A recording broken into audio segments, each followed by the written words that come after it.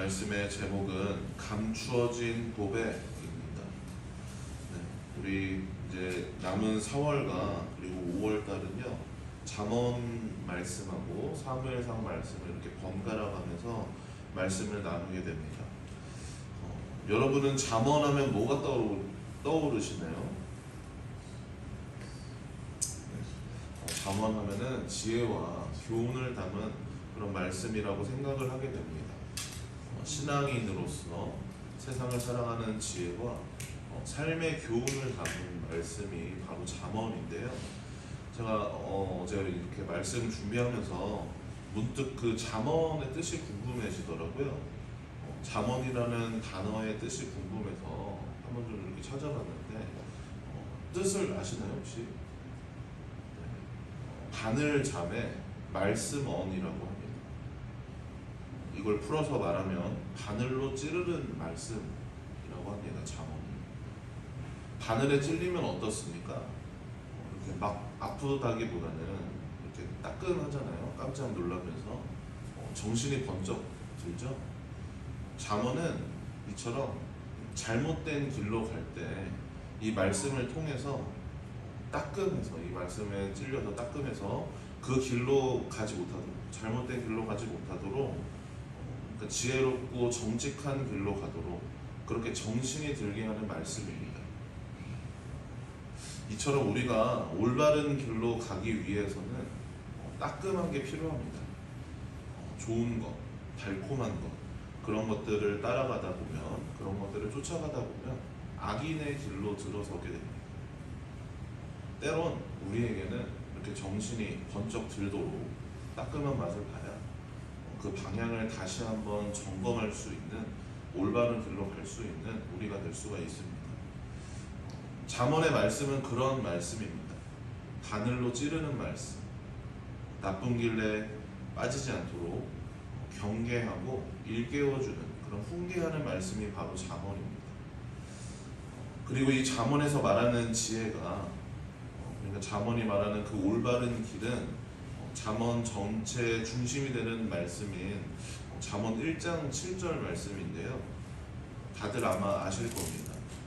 여호와를 경외하는 것이 지식의 근본이거늘 미련한 자는 지혜와 훈계를 멸시하느니라 하는 이 말씀이 여호와를 경외하는 것을 궁극적인 지혜라고 말하고 있습니다. 미련한 자는 이런 지혜를 멸시합니다. 우리가 4월하고 5월 이렇게 잠언하고 사무엘상 말씀을 번갈아 가면서 나눌 텐데요. 이렇게 잠언으로 말씀을 나누는 동안 이 잠언의 말씀이 따끔하고 좀 아플 수 있습니다. 하지만 우리가 이 시간을 통해서 신앙인으로서 항상 그 중심에 여호와를 경외하고 있는지 이렇게 점검하고 한번 다시 돌아보시는 그런 시간들 되시길 바랍니다. 그래서 지혜와 훈계를 멸시하는 미련한 자가 아니라 여호와를 경외하는 그런 지혜로운 자 되시는 여러분들 되길 바랍니다. 네, 이처럼 잠언은 지혜에 대해서 이렇게 교훈을 주는 말씀인데요. 이 말씀들은 자녀들을 교육하는 그런 의도로 사용되기도 했습니다. 그 당시, 이제 그 잠언을 이렇게 했던 그 당시에는 지금과 같이 어떤 이렇다 할 교육기관이 존재하지가 않았죠. 그리고 자녀들을 교육할 수 있는 그런 교재들도 있지 않았습니다. 때문에 자녀들의 교육은 주로 이렇게 가정 안에서 이루어졌고 부모로부터, 가정의 그 어른들로부터 교육을 받았는데 잠언은 이제 그때 활용되던 말씀이기도 합니다. 그래서 1절 시작에 뭐라고 하냐면요, 내 아들아 라고 이렇게 시작을 하고 있습니다. 아비의 마음으로 그 아들에게 지혜를 전하고 있습니다. 아버지가 스승이 되어서, 또는 스승이 아버지가 되어서 가르치는 겁니다. 아무리 악인이라도 자녀에게는 좋은 것을 주기 마련이라고 하잖아요. 그렇기 때문에 내 아들아 하며 시작하는 이 말씀에서 아비의 마음으로 그 자녀가 이 세상에서 하나님을 경외하며 살아가도록 그 지혜를 깨닫고 살아가길 바라는 그 마음이 담겨 있습니다. 근데 그 지혜는 어떠하냐면요, 그냥 드러나 있지 않습니다. 우리가 귀를 기울이고 마음을 명철에 두고 지식을 불러 구하고 명철을 얻으려고 소리를 높이며 은을 구하는 것 같이 그것을 구하며 감추어진 보배를 찾는 것 같이 그것을 찾아야 그 지혜가 나타납니다. 우리가 오며 가며 그리고 지나치다 보면은 마주치는 어떤 특별한 노력과 열심 없이 발견할 수 있는, 그냥 이거는 딱 봐도 귀한 것이다, 보석이다 싶은 그런 지혜가 있는가 하면요, 어떤 것은 오늘 말씀과 같이 그 모습을 숨기고 있고 그리고 잘 드러내지 않아서 귀를 기울이고 소리를 높이고 구하고 열심히 찾아야 발견할 수 있는 그런 지혜가 있습니다. 예수님이 하신 말씀 중에도 이와 비슷한 말씀이 있죠. 예수님께서는 이 땅에 빛으로 오셨습니다.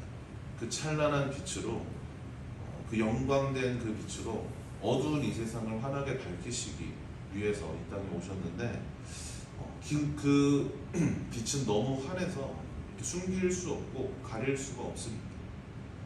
아무리 숨기려고 해도 그 빛이 드러나기 때문에 숨기고 감출 수 없이 누구나 그것이 빛임을, 예수님이 그 찬란한 빛임을 알 수가 있습니다. 하지만 예수님이 하신 그 천국에 대한 비유 말씀 중에 밭에 감추인 보화 비유가 있죠. 천국은 마치 밭에 감추인 보화와 같아서 그냥 겉으로 보이는 모습만으로는 그 가치를 알 수 없다고 합니다. 그 밭에 쟁이질을 하고 삽질을 하고 그렇게 땅을 파본 사람이, 그 보화를 발견한 사람만이 이 밭의 가치를 알 수가 있습니다.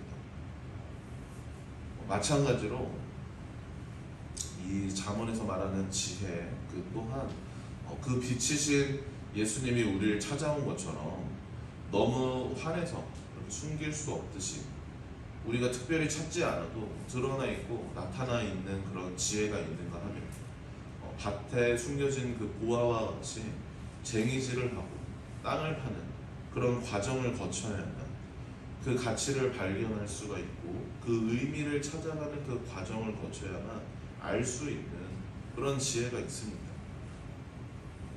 지혜는 이렇게 두 가지 특징이 있는데요.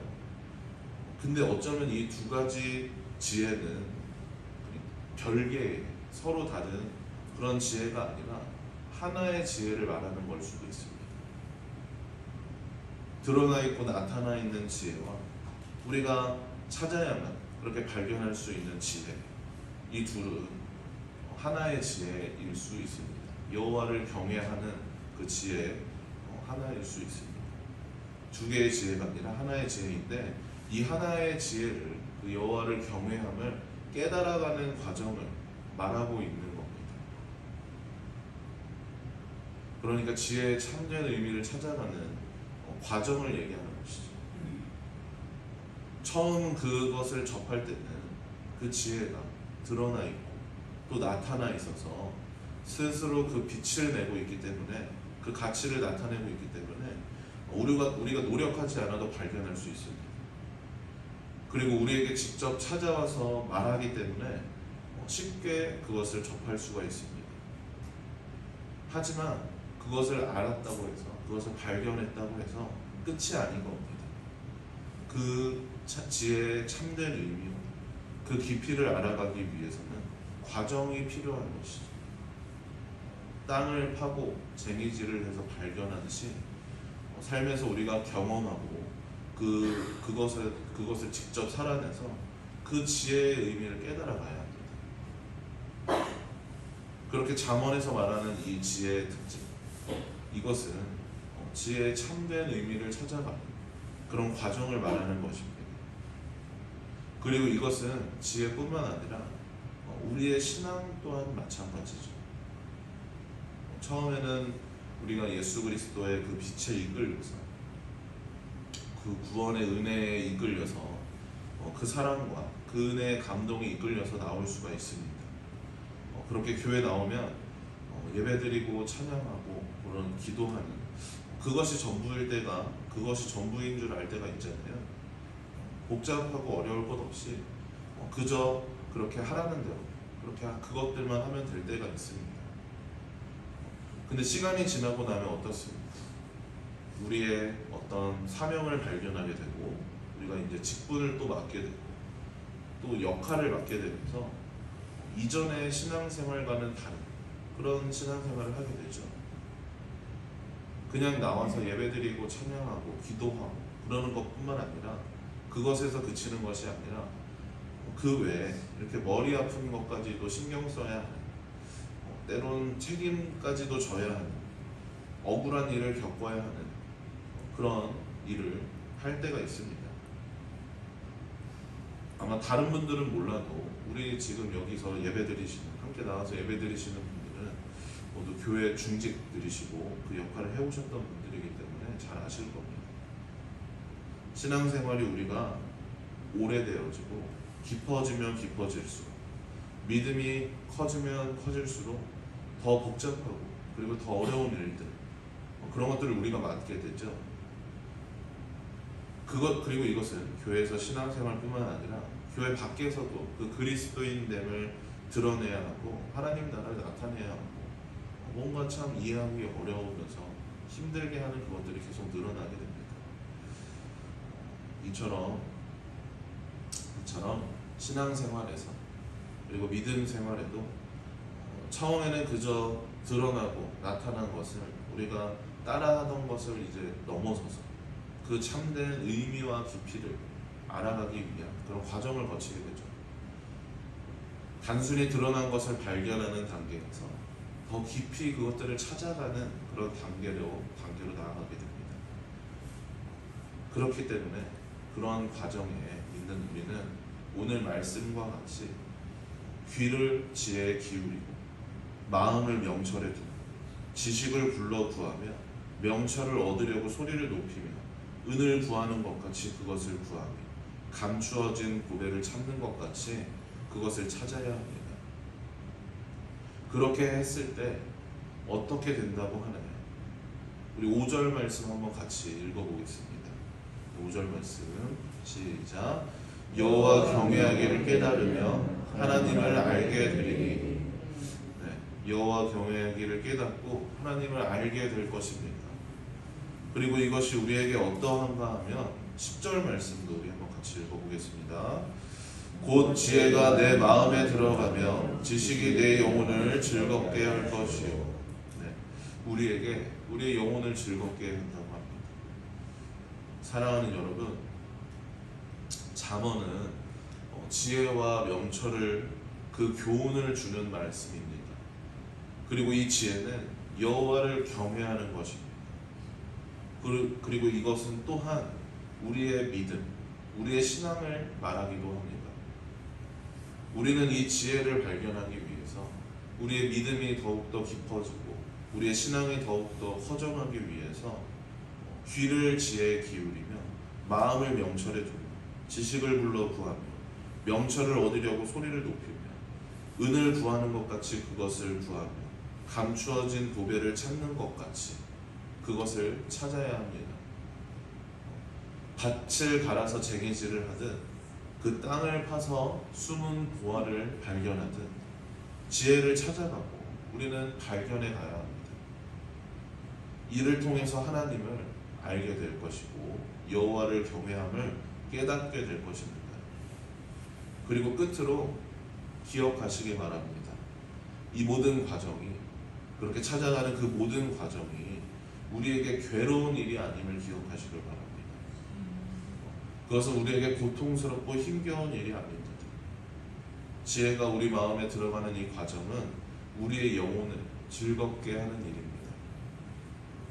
이를 반드시 기억하시고 어리석은 자 그리고 미련한 자로 사는 게 아니라 지혜로운 자로 의로운 자로 여호와를 경외함이 지식의 근본임을 아는 그런 자로 살아가시는 모두들 되시길 우리 주문진 교회 되길 주님의 이름으로 축복합니다.